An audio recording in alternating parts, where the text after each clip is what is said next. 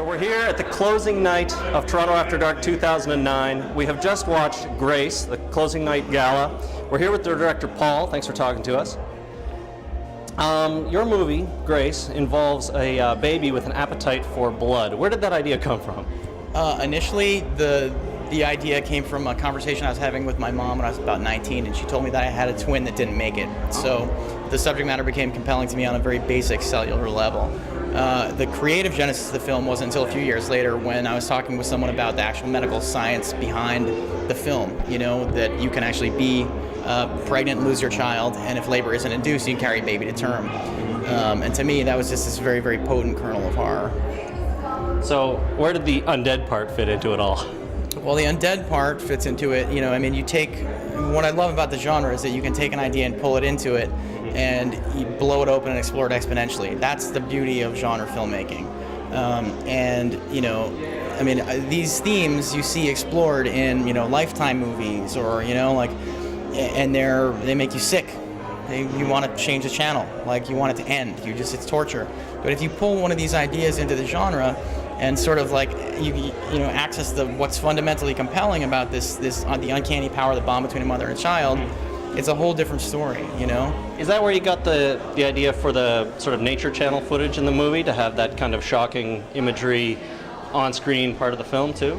Yeah, I mean, it's not just about shocking imagery. I mean, I'm not a spectacle guy. Like, a spectacle is typically used as sleight of hand, you know, unless spectacle, you know, usually to distract from a lack of substance. Like, I'm aiming for some substance. So if there's something in the film, you know, chances are it's been pretty well thought out, and we've sort of really put some time into thinking about how is this, I mean, story informs everything. Every choice is sort of like, that's always my allegiance. So, you know,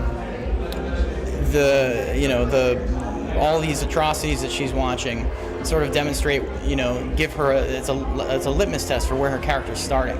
You know, she begins the film as someone who literally can't kill a fly, and, you know, where she ends, you know, she's making a very serious sacrifice. Of course, it's a huge transition in the character there.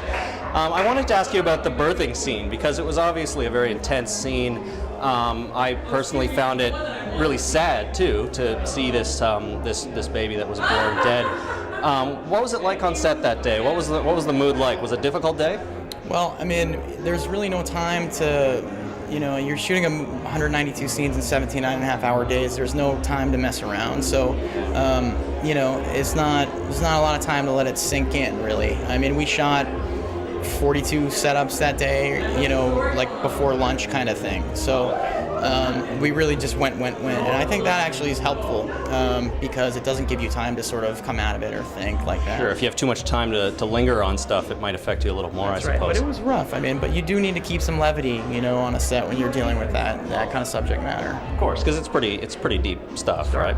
How many live babies did you use in the movie, and how many latex or artificial models did you use? We had a hero baby, Tanae, and then we had another baby who doesn't get used as much. It was mostly Tanae, and then we had our latex baby.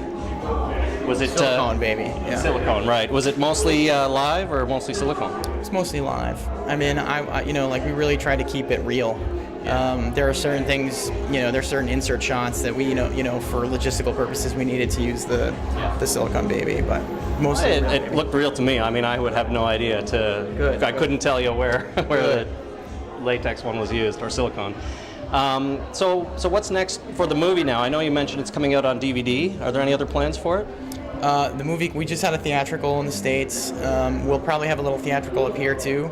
And then we come out on DVD and Blu-ray September 15th, and they're just really, really dynamite DVD and Blu-ray, like made by geeks for geeks, like chock full of extras. I mean, I'm basically wired for sound the whole time, and I have, like, you know, I hired directors to do my behind the scenes, like my director, like my friends who are real filmmakers, and, like, you know, there's a lot of care put into these things. You know, like, we grew up learning from these DVDs. This was our film school for the most part. So we really wanted to make this sort of the ultimate DVD. You know. Well, I look forward to it. It'll be fun to see some of the extra stuff there. What about you personally? Can you talk about anything you're moving on to work on now? Yeah, I mean, I have, like, 5 projects that are sort of, 3 are mine and 2 are other people's, and they're all really, really exciting. And they're sort of like, they're drop everything and do it projects. So it's sort of like whatever the film gods want next, that's what I do. Great. Well, what about, just before I let you go, what about Toronto After Dark? How do you feel about festivals like this that are sort of smaller genre festivals, as opposed to the bigger Toronto International and stuff like that? It's one of the biggest, of course. But what do you like about these little smaller festivals?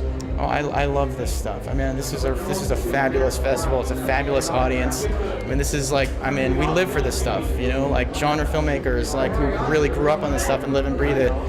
We're all about this stuff. This is really.